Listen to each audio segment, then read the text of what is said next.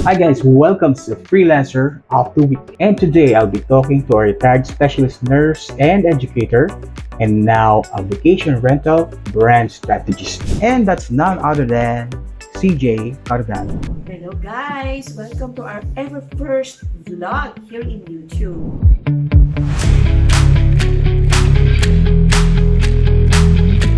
And good morning everyone! Or afternoon, good evening, kung saan man tayo papatak ngayon. I am Catherine Joy Cardano.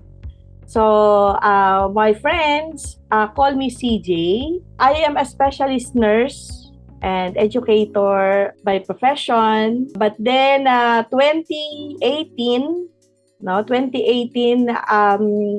I took a leap of faith and decided to have our early retirement, and then came home here in the Philippines to start a new life. Yeah, to start a new life. I am actually from Parañaque. I am based in Parañaque at the moment. Mas dito kami nag-i-stay. About freelancing. How long have you been freelancing, and so far, ano ba yung mga greatest achievements mo being a freelancer? Well, let me tell you, kumbaga, a summary of the story, paano ako nagsimula sa freelancing. Kasi nabanggit ko kanina, 2018, umuwi kami. But I didn't jump sa freelancing or bump into freelancing ng 2018. So, way back 2013, I knew about freelancing already, even if I was actually working and living abroad. So, yan. So, nakikita ko lagi to sa YouTube. Kasi mahilig ako sa YouTube eh. So, sobrang busy sa work, pero I enjoy watching YouTube. And obviously, meron kaming TFC. Pagka nasa ibang bansa, yung The Filipino Channel, nagpa-pop up din yung mga, advertisement and all. So, one time, habang naglilinis ako, syempre nanonood multitasking eh, may narinig ako na nagsasalita. Ang ganda ng accent niya. And talking about freelancing. Oo. So, linis. Tapos habang pinapapakinggan ko, parang nagugustuhan ko yung sinasabi niya. Alam mo, pagtingin ko, Pinoy pala. So, parang na-excite naman ako. Nasabi ko, ang ganda ng accent niya. Ganyan, And since then, finalo ko siya. And that's when I learned about freelancing. Tapos sabi ko, okay. Kasi noong mga time ng 2013, gusto ko nang mag-retire. Gusto ko na mag-retire. Kaya lang, sabi ko, anong gagawin ko sa Philippines? Diba? So, I am a nurse. Ayoko mag-nursing pagka uwi ko sa Philippines. So, ano kaya ang gagawin ko? So, manonood ako about freelancing. And since tayo naman is naandito sa tribe, doon ko na rin nakita si Chief Jan Tagulayan. Kasi parang magkaibigan sila eh. Tapos kinuwento din niya, parang sinishare niya. Yung time na yon si Chief Ace parang nagpupunta pa sila sa Mega Mall para magturo siya, lahat ng tao nakapaligid sa kanya. So yun yung abutan ko na kwento niya eh. So, nagsisimula pa lang siya nun. So, alam ko na yan. But then, I continued nursing. Tapos, in 2015, ganun, bumili ako ng course.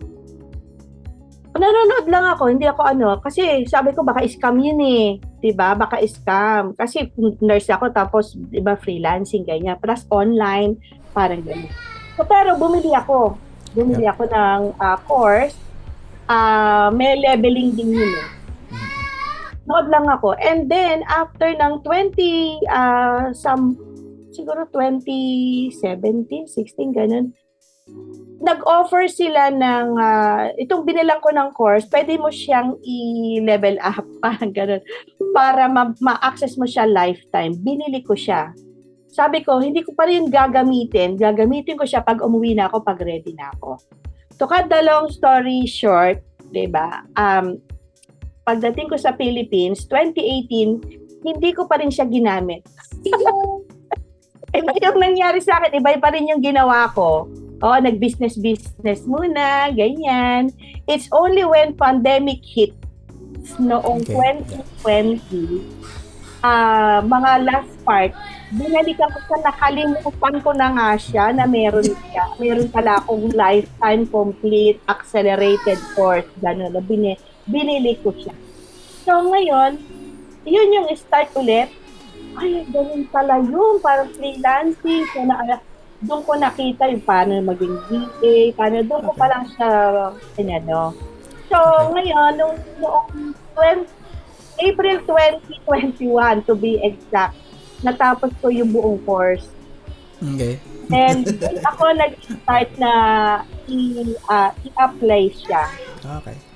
So, hanggang ngayon, nag-level up, ganyan. So, nakakita ng mas maganda at mas malinaw na mga courses na makakatulong sa akin to, kumbaga, medyo bumilis ang aking freelancing. So, ganun siya. And, ayun, tapos eventually, nasali na din ako dito sa Tribe. Ano naman yung mga nagiging struggles or challenges mo bilang freelancer? Well, lahat naman nakakaranas ng challenges. Yeah. So, pero sa akin, knowing myself, so ang dami ko namang life experience sa labas ng bansa at that opened my eyes din, no? So, kaya mas malawak ang pangunawa ko. Kaya itong mga failure na mga sinasabi nila, although talagang mahirap, so for me, it's part of life. Hindi siya for me parang big failure or big naman. Everyone will experience, alam mo yun, challenges sa buhay. Lahat tayo makakaranas ng init, ng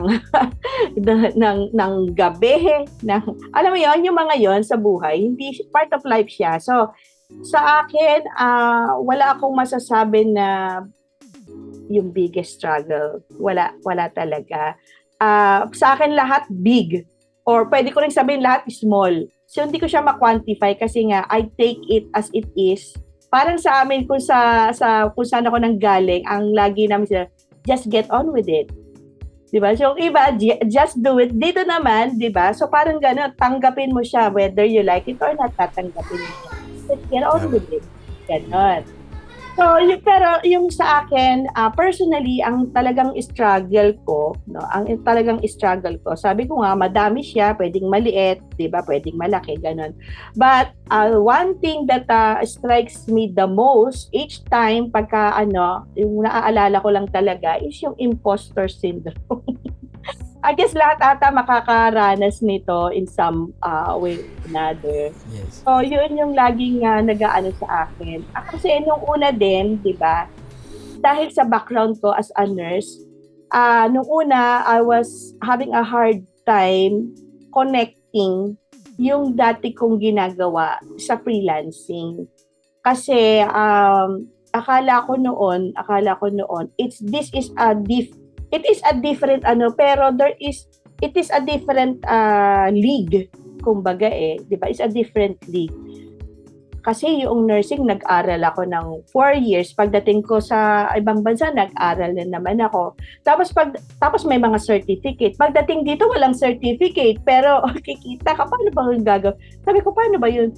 Sabi ko, para bang hindi ako confident nung una na kunyari mag-price sa gusto kong service, because I'm thinking na baka hindi ko ma-deliver yon, baka hindi swak kasi wala naman ako certificate sa freelancing, diba? Whereas sa nursing, kahit nakapikit, kahit ano mo sa akin, basta doon sa doon sa specialty ko, masasagot kita. Diba? Sabi mo siya, ito blood test ko, i-interpret ko, ito ECG ko, interpret ko sa'yo. Ay, mga ganun. Pero sa freelancing, parang nawala yung confidence ko nung una kasi nga, teka, kaya ko ba to? Alam ko ba yung nasabi ko? Or kahit na, di ba, nag-aral na ako, nag-certificate naman ako. But that is parang ano lang siya eh, parang online lang siya, hindi kagaya nagpupunta ka sa school, di ba? Di ba parang gano'n? Yung may building. Sabi ko, may kakagat kaya sa akin? O am I, may magtatrust kaya sa akin? Parang gano'n. And then I remembered, nung nasa ibang bansa ako, when I want to mag-elevate sa career ko, for example, kasi leveling dun 5, 6, 7 nurse, ganon. So, manager, 7, ganon, 8, 8A, yung pataas ang pataas. Pag meron akong inaay na position, meron akong syempleng ginagawa para ako yung piliin. 'Di ba? So, ginagawa ko, I take yung mga job description ng mas matataas na posisyon and lahat ng yun kasi nakalagay kung ano yung requirement nila at saka yung extra. If you got this, may advantage ka. So, lahat ng yun kailangan magawa ko siya and I document everything. At kung wala doon sa area ko, yon, ang ginagawa ko, ako yung gagawa o ako yung maghahanap ng opportunity para makakuha ako ng kunyari recommendation, I will be part of this, yung mga ganon. And yung pala yung kumbaga noong naalala ko yun yung ginagawa ko dito sa freelancing ko. So for example, sa DC, yun pala yung DC na tinatawag. So, I do a lot of them sa work ko before. Parang I did some reflection and inisip ko, sinulat ko lahat ng mga skill ko na ginagawa ko na confident ako before. And hinanap ko yung para ma-translate siya dito sa freelancing. So, in terms ng communication, dahil nga educator din ako, I do a lot of talking. I do a lot of, sa bedside, talagang as in return demonstration, ituturo mo siya, may manikin ako, ituturo ko, gantong gagawin mo, step by step, ganon. Diba? Hindi naman Tagalog ang salita namin dun. So, kailangan talaga yung ganun ba, conversational siya. Tapos mga usap ko because I do also mga policy, for example. So, ang mga kausap ko, consultants, mga high-ranking consultants, mga doktor. So, parang ang feeling ko, kung ang client is, di ba, yung karamihan taga or sabihin natin, mga CEO level. Yes, CEO. Business owner. So, tinitignan ko lang sila as yung mga ka-consultant ba? Tinitignan ko lang sila ganun para hindi ako kabahan or what. And yun nga, di ba, like sa DC, we assess. Di ba, we assess. So, sa nursing, we do a lot of that. No? So, pag nagpaligo ka, nakikipagkwentuhan kayo, pala ina-assess mo na. Parang ganun. So, akala niya kwentuhan lang, pero ang dami mo nang makukuha. Kung aware ka na bakit mo siya ginagawa, intentional. So, lahat ng yun, naging madali for me mula noong na-connect ko siya sa lahat ng ginagawa. Kasi we do a lot, sabi ko nga, we do a lot of assessment, planning, ano yung action, i-evaluate mo siya, re-evaluate mo siya, okay ba to, binigyan mo ng gamot, o kailangan mo i-assess, umepek ba? O, di ba? O, kailan mo to tatanggalin na, re-evaluate, o, yung mga ganun. So, di ba, sa social media, sa na-connect ko din siya. So, mga insights, numbers, data-driven. Ngayon, mas madali ko siyang naintindihan. Tama. So, kaya ganun. Mahirap pa din siya, yung mga iba. So, challenging. Pero once na ma-explain sa akin on how it works, and then, I look for yung mga skill ko nga kasi mas maintindihan ko pa siya pag ganun ko siya inatake. Parang ganun. ang hirap kasi ng mga sa freelancing, ang daming skill. Oo diba? Ang daming skill. Tapos, but that is all part of a business. Kahit nasa small business, lahat email, lahat, click funnel, Yes. what is this? Kung ganun, di ba? SOP, ginagawa ko din yan. SOP. Pag-intindihan dati, pero may nag-explain sa akin, okay, Yun pala ganun yung lang. ginagawa. Ay, pala sa akin. Okay, Yun na pala ginagawa. Yes, Pero yung nurse ka dati? Ginagawa mo yun dati? Nurse ka? yes, kasi gumagawa ko ng policy. Okay. Kasi, siyempre, yung mga time na hindi naman masyado matagal yun, no? pero yung mga, kasi yung mga staff ko, so kailangan, ayoko sa kan masyadong nagbabasa sila. So, I do ang tawag ko naman doon, paradigm. Paradigm. Yung mga may decision, may triangle, may ganon. Eto, so, yes or no, dami kong ganyan ginagawa. Ang dami kong ganyan. Pag yes, ganitong gagawin mo. Pag no, forward. Eto, ganito, ganyan. Sa isang A4. So, laging A4 lahat ng mga policy. Sinonvert ko sa ganun. Kasi ang dami, minsan binabasa. Ayaw magbasa. Ayaw nila magbasa. Sinonvert ko lahat sa ganun. Mahirap din. Mahirap din. Pero kailangan mo ng planning. But planning. I can say na mahirap siya, pero doable. Yes, naman yung doable siya. Ano ba yan ang mga habits mo na na-develop mo para nakatulong sa'yo para maging ma-achieve mo yung ganyang attitude? Ano yung mga habits mo? Whether health or physical or work-related habits? Sa akin is, ang gusto ko talaga na i-achieve is life-work balance. Yan yung gusto ko. But, minsan ang mga tao, di ba, parang ang mga na-attract o ang nagagawa natin the most is talagang work. Mas matimbang ang work, di ba? Kasi, siguro dahil gusto natin kumita, gano'n, kaya nandun siya. But, the only thing na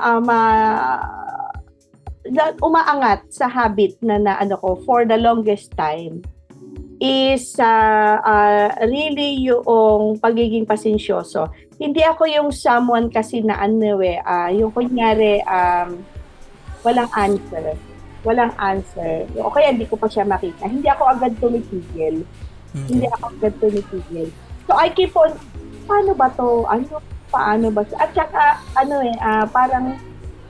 parang for me, hanggat walang answer, hindi ako nasasatisfy. Baka hindi ako makatulog, baka tumaas blood pressure ko. Kailangan ko siyang hanapin. Oo, ganun ako. Kailangan ko siyang hanapin. Pero meron namang mga times na may problem, tapos tingin mo problem. Pagka sobrang tagal naman, sometimes it's a matter of discerning whether is it actually a real problem. Kasi minsan, di ba, ang problem kasi, ang difference niyan, ang problem dapat may answer or solution. Whether matagal siyang hanapin yung sagot or nandyan lang siya. Pero kapag walang solution, isa a problem. So, minsan sinasabi ko sa sarili ko, let's move forward. Next na. Parang ganun ba? So, if it's a problem, mayroong solution. Pag walang solution, it's not a problem. Huwag mo na siyang isipin. Parang just accept it. Ganun na lang. Just accept and then hanap ka na ulit kung ano naman yung kailangan mong solusyonan. Diba? So, I think yung habit for me is being persistent. Diba? Being persistent apart from being patient sa mga gagawin. Kasi, gaya I do a lot of research din in the past para makagawa ako ng policy, 'di ba? Dahil medyo matagal siya kasi it's not like parang technical dahil ang involved dito buhay ng tao. Kaya kailangan ng research, kailangan ng ganyan. For example, mayroong nag-pass away. For example lang, no? Dahil may ginawa yung isang staff, alamin ko pa paano niya nagawa yun or paano ganito, ganyan. So, ang haba ng proseso na yun. Baka kasi yung policy na yon kahit na finalo niya, pero meron ng bagong research ngayon because we all work, kumbaga, parang evidence-based practice all the time. So parang gano'n siya, lagi siyang may backup na gano'n eh. Kaya yun, natatala ko rin siya, natututunan ka. Kaya, pag wala pa akong answer, I seek for help. Tanong dito, tanong doon, di ba? Hindi ko naman siya sinasarili. So, kasi kailangan mo sa research yung kailangan may makausap ko din. Yes. Parang. So, yun. Patience, persistence. So, yan yung pinaka-ano sa akin. Ano naman, for the benefit of yung mga nag-uumpisa pa lang ng freelancing, dahil alam mo natin, medyo nagbo-boom na talaga ang nag-freelancing ngayon. So, ikaw, kung if you are to start again in freelancing, paano ang gagawin mo na pinaka-advice mo sa mga aspiring freelancers ngayon? For me,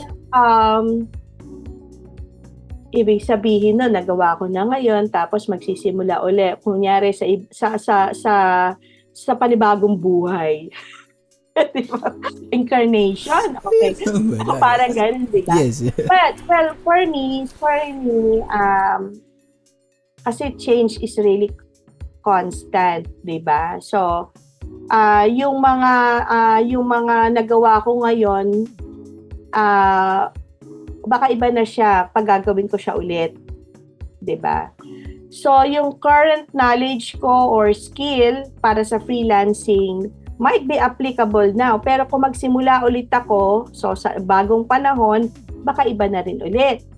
So, meaning, ang ating course of action sa mga ganito is to keep on learning, embracing change, 'di ba? And so baga, parang act accordingly, parang ganun. So, marami kasing mga bagay sa mundo na kunyari ngayon na pag-aralan mo, bukas hindi na siya applicable.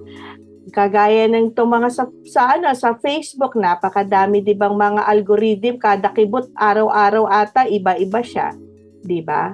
But as tayo mga freelancer, hindi natin siya pwedeng kalabanin. Dapat alamin lang natin kung paano siya i-tackle. So, that is what I'm going to do. So, what I'm doing now to parang every day I learn, ganun din ang mangyayari sa akin kung magsisimula ako. Hindi ko siya aakapin na, okay, dapat ganito dahil ito yung napag-aralan ko, bukas iba na. Bukas iba na. So, hindi ko siya pwedeng ipilit. Hindi siya mag-work. Yes. Mag-work. So, ganun naman yung Yeah. Ang ganda doon ano ka, millennial mindset ka. Ganun ba ang millennial? Kasi, of course, talagang bago ngayon eh. Kasi, di ba, dati, wala namang Facebook dati. Biglang nagkaroon, di ba? Tapos, wala namang TikTok dati. Ngayon, may TikTok na. So, talagang change. I guess lahat ng ito is because of my experience in Japan. So, katulad ng na-share ko din because yung mga ginagawa namin is all research-based. So, all the time may nagbabago sa mga ginagawa namin. And as specialist nurse and educator nga, kami nagbibigay ng mga panibagong mga kumbaga kaalaman, no? So, sa amin nanggagaling 'yon. Like, for example, okay, so ito yung procedure before, but according sa research, is not applicable anymore. So, we're going to change. So, and if you want to know more about this, merong pang footnoting, merong Harvard referencing, may ganon. So, kaya hindi ka pwedeng naka-stuck lang. Okay. You have to keep learning, you have to accept that thing. Okay. Sino ba si CJ ng early years niya? Ba't ganyan yung attitude niya ngayon? Ano bang naging upbringing mo? Oh, wow, personal to I am the second child in the family. There's 6 of us. ang aming eldest is a male, no, si kuya, ganyan. But ako yung yung pagpangalawa ka, 'di ba? Nakikipagkompetensya nga raw sa panganay. So ako ang nanay. Ako yung nanay, ayan. My mother is a very strict nanay. And dahil ako ang pangunang babae sa family, yung dalawa lang kaming babae, yung bunso sa pang-lima pa siya. So, ako lahat yung naturuan sa bahay at medyo maigpit si mama ko. So, parang military nga sabi ko. So, lahat dapat organized, kulay sa kulay, tiklop dapat pantay-pantay para ka nasa department store. Every Sunday, every weekend, bago ka makalaro, kailangan nakataob muna sa kalinisan ang bahay. Mga ganon. Ganon siya. But I resented her for a long time because hindi ko naman naiintindihan yun nung una. Dahil parang pinahihirapan niya ako. Yung iba naglalaro, ako naglilinis. Nag-nursing ako because of her also. Ang gusto ko lang talaga maging secretary. Kasi ako kasi yung taon na even before you ask, maibibigay ko na sa iyo. Kasi nakaka-assess na agad ako na kailangan mo. Yes. Sabi ng mama ko, bagay ka maging nurse. Bagay ka maging nurse. Paano naging nurse? Ako ganun. Hindi ako takot sa dugo, hindi naman. Basta gusto ko kasi yung tunog ng keyboard. Ang laruan ko noon, dahil wala namang computer noong unang panahon, may typewriter. Yes. So, ang gusto ko, may collection ako ng cardboard, tapos niro-roll kong gano'n, tapos pag naglalaro ako, ginagano ko siya, yung tunog niya. Para ako hinihele. So, gusto ko yung tunog, di ba? Weird ako. Okay. So, anyway, nag-nursing nga ako. Siya nang nag-push sa akin. Hindi ko din kino-consider ang sarili ko as the brightest. So, yung mga kapatid ko, mga honor sila. Ako hindi. Bagsak-bagsak ako. Ganon? Yes, bagsak ko sila. May mga merit, all the time, honor, ganyan.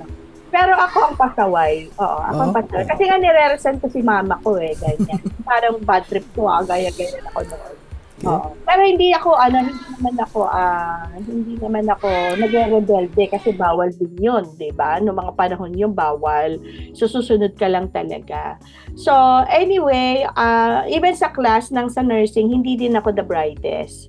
But, ang power ko, ang strength ko talaga is communication.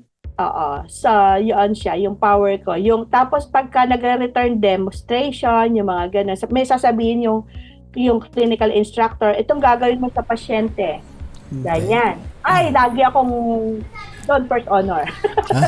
Pag-practical, doon. Pero pagka mga theory, naku, namimilipit ako. Ang tagal, magsasara na yung library, sinusuka na ako, hindi ko pa makakakuha yung answer. Yung mga gano'n, no? Pero pag sinabi ko, okay, magpe-present, maggaganto, ganyan, nangunguna talaga ako dyan. Yes, I can deliver, I can deliver. Makaka-assist ako, makaka-ano, ganyan.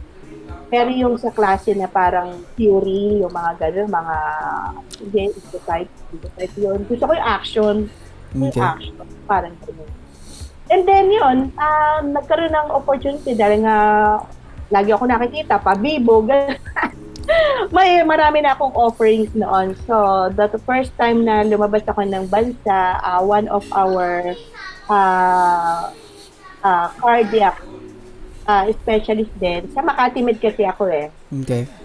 Sa Makati Med. So, they do a lot of medical mission sa ibang bansa at nakakilala siya ng isang sick o institute. So, ganun. So, dinala nila kami para magtayo ng hospital, a heart hospital, cardiac hospital, sa Egypt. Yan. So, mula noon, marami na ako na-experience. Siyempre, ibang culture, diba? Hindi pwedeng ikaw lang yung parang, kumbaga, yung dapat nakikinig ka rin sa iba, hindi ikaw yung bida, yung parang gano'n.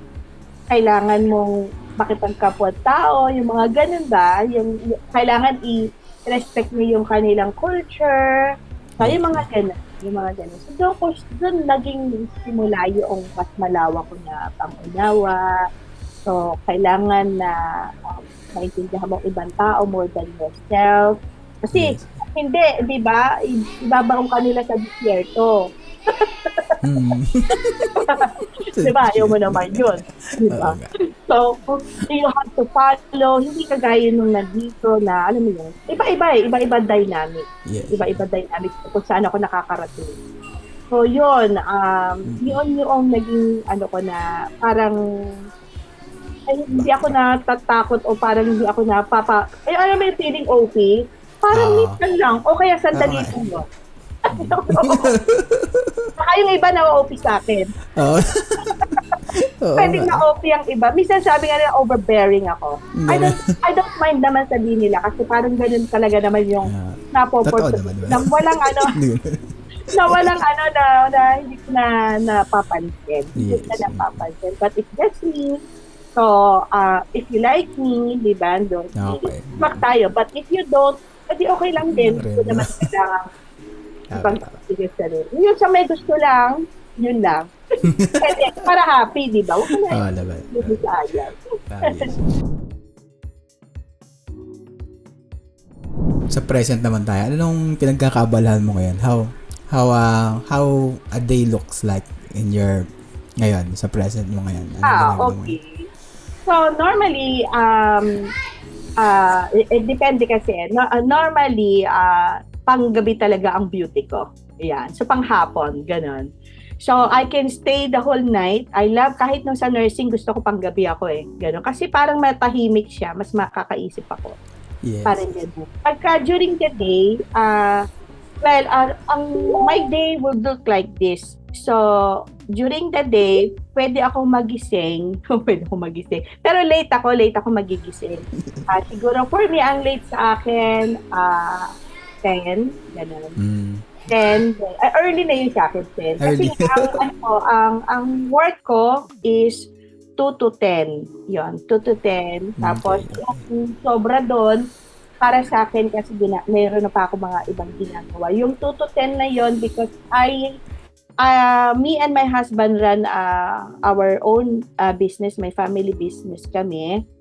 And itong 2 to 10 na ito is according sa time. So, parang swak siya mostly sa mga time zone ng mga clients namin. So, unless na meron silang ibang request na time, so tinitignan ko kung mapag-bibigyan. Pero normally, yun yung time. 2 to 10. Sa US yan? Sa US? Iba-iba. US, UK, merong anong pangalan nito? Pagka sa mga Middle East, mga medyo special oras sila. So, nagre-request tapos tinitignan ko kailan sila, kung pwede silang i-fit. Pero normally, ang lahat naman, dahil sinasabi ko 2 to 10, if they are really serious, so nandun sila sa time frame na yon. Pumupunta sila. Kasi wala akong mabibigay dahil hindi ko naman pasok na yung kunyari outside that hours. Kasi during the day, kung kunyari magising ako ng 10, di ba? Siyempre, mommy duty. Oo. Magluluto ako, di ba? Maglinis ng house. O kaya, kung hindi naman yun ang gagawin during the morning time, meron akong errands sa labas, o mag-shopping, o mamalengke, ganyan. I-meet na client din, pwede din, gano'n sa umaga, kung kunyari nandito na sila. So, gano'n. But, yung morning is para sa family siya. Para sa family, for myself. Tapos, yung 2 to 10, gano'n. So, gano'n siya. Day off ko, Wednesday. Ngayon, Wednesday. Day off Kaya pala maaga ka ngayon. Wednesday, day off ko, at saka Sunday. Okay. Sa sa future naman, ano bang goals mo ngayon? Ano bang pinaka-important goal mo na mini-workout ngayon para sa future? Ang pinaka ko talaga, ang future ko ay I would like to see myself as kumbaga, na-scale ko na yung business namin na mag-asawa. Okay, so I'm running a vacation rental property management.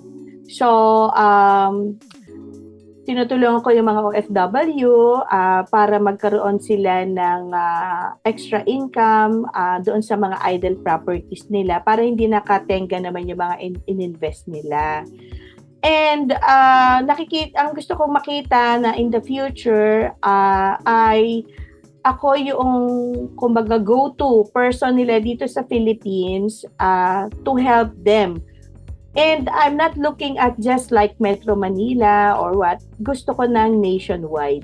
At this point, ang pinakamalayo na minamanage namin is Batangas. Hopefully, in the next syempre kakailanganin ko ng mga makinarya.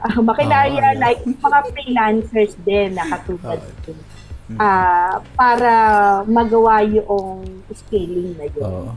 Madami pa, Batangas pa lang kayo, meron pang mga norte, meron pang mga meron akong Cebu, meron akong sa Cebu, meron may mga nagpapakonsult din also sa Iloilo. Yan. Yan, mga destinations talaga yun. Doon sa business ko, actually nagtayo pa ako ng isa. Okay. So, there are two, no? So, itong vacation rental. And also, meron pa akong isa. It's like a parang agency na din na maituturing. There's 3 of us in there. So, ang tawag naman dito is DG Grow. We are catering sa ating mga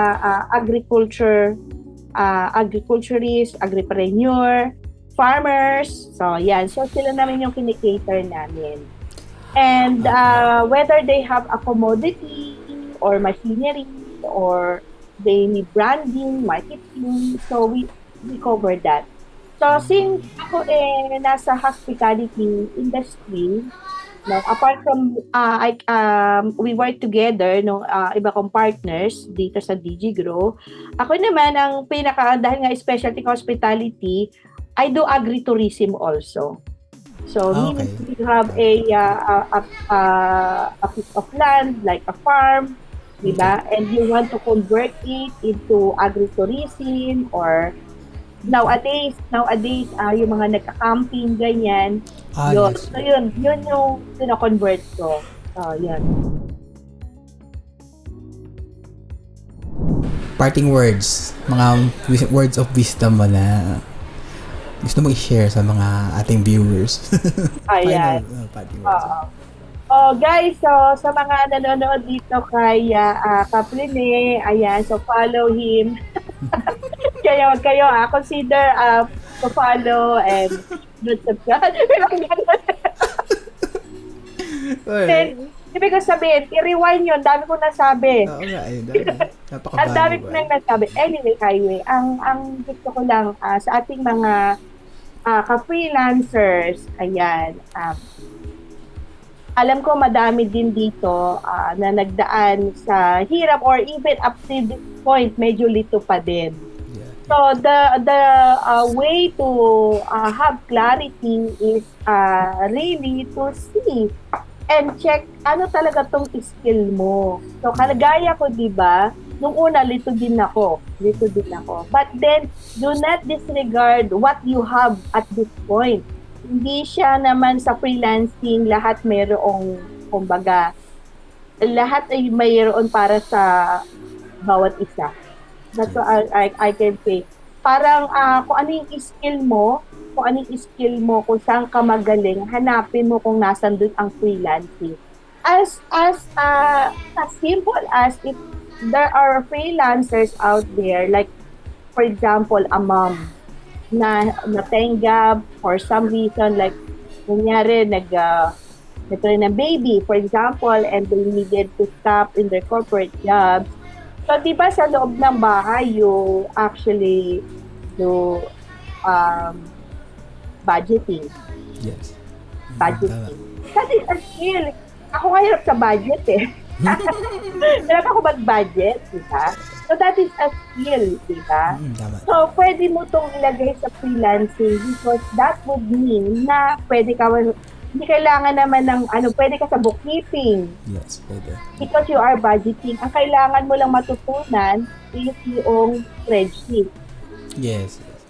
So, minsan masyado din kasi tayo, ako, aminado din naman ako nung una ganyan, yung parang na-overwhelm agad. Nauna na yun. Oo, nauna na yun. Parang wala na. Tapos, ang gagawin naman ng mga tao, mag-hoard ng courses kasi akala nila wala silang skill. Pero actually, kahit sa loob ng bahay, meron kang mapupulot. As simple as dun sa example na sinabi ko. Diba? So, para konti na lang. Parang halfway ka na. Diba? Kasi ang pag-aaralan mo na lang, normally naman ang client, may sarili silang spreadsheet, tututunan mo na lang yun. Pero yung pag-budget, alam mo na. Tapos hihingi sila ng portfolio, di sabihin mo yung, pakita mo yung yung budgeting mo, gumawa ka, ganito, ganyan. Di, alam mo, natutuwa yung iba, nakakita ko ng gano'n, nakapanood ako. At saka marami nang pwedeng, kunyari, ito yung pagkasabi, kunyari, ito yung alam natin na nag-budget ka sa bahay, o kaya tindera ka, gano'n, sa sari-sari store. May mga katumbas na yan na mga sinasabi ngayon para mag-swak sa freelancing. So, guys, if you don't know that, ayan, nakita ko sa TikTok, ang galing. Diba? Kasi i-skill mo na yun, wag mo na siyang pakawalan, mo na lang siya, kumbaga, i-grow mo na. Wag masyado ma-overwhelm, hanapin ang inner strength, inner skill, and grow yun, diba? Yes. Tapos hanapin sa freelancing, anong katumbas nun, para mas, mo siya. Hindi mo kailangan malaman lahat, isa lang, Yes, pwede ka, parang gano'n. And then, ayun, maging master ka doon, di ba? Yun ang niche mo, mas maganda yun, isa lang. Di ba? And then, syempre, yung prayer sa taas, di ba? Of course. So, we don't like to chase money, di ba? Yes, Sabi yes. niya, kasi pag chase minsan yung money, although yung iba talaga yun ang kailangan. Okay. But before even, kumbaga, asking for that, di ba? Si Yes. Lord muna kasi siya naman magbibigay. Kahit na anong split mo dyan, kung hindi niya ibibigay, hindi niya, kahit anong gawin mo, hindi yan na mapupunta sa'yo. Kaya doon muna sa taas, para alam mo kung paano mo siya gagawin. Kasi siya rin naman na magtuturo sa'yo. Okay. Yun, napakaganda nun. Thank you very much, CJ, for your time. And And thank you for inviting me. Nagulat naman ako. ang ganda. Alright, that's CJ Cardano, our freelancer of the week. And did you like the video? Just smash the like button. And if you like more freelancers of the week, just subscribe and click the notification bell. And tell me, who do you want next? Alright, this is Rene of Freelancer Philippines, and I'll see you at the next video.